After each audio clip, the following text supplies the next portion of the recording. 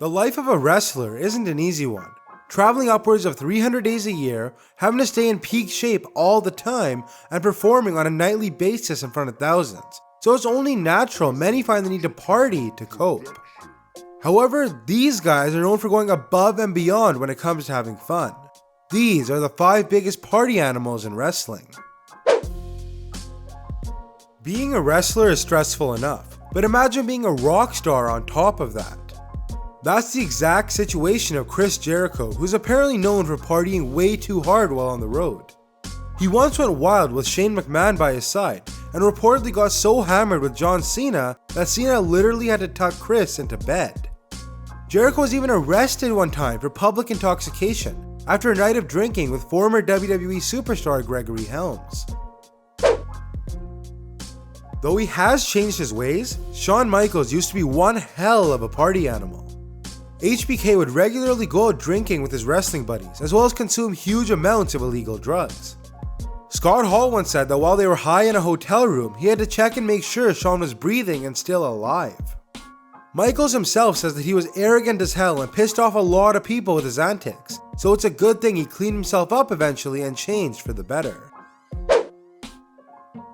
Standing 7 feet tall and weighing in at 500 pounds, it's no surprise that Andre the Giant could hold his liquor.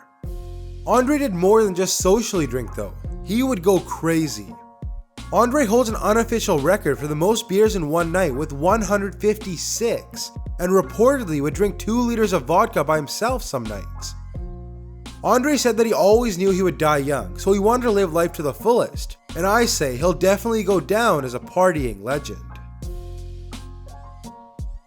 Brian Pillman was crazy on camera, and it turns out he was just as crazy when it came to partying.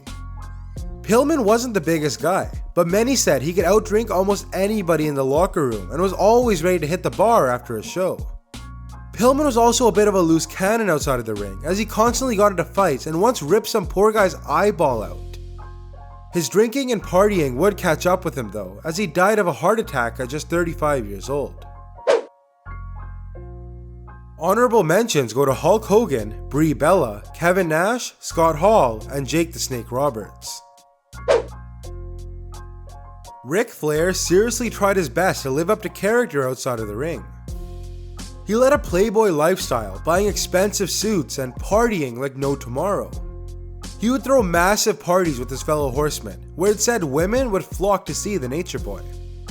Flair would regularly wrestle hungover according to his colleagues, and surprisingly would often perform very well. The fact he could party it up as he did and then come in the next day to work an hour-long championship match makes Rick even more of a legend than he already is. And those are the 5 biggest party animals in wrestling. I hope you enjoyed this video. If you did, maybe leave a thumbs up and subscribe for more WWE content every day. Also, if you have anybody else to add to this list, then let me know below. Thanks for watching, and I'll catch you in the next one.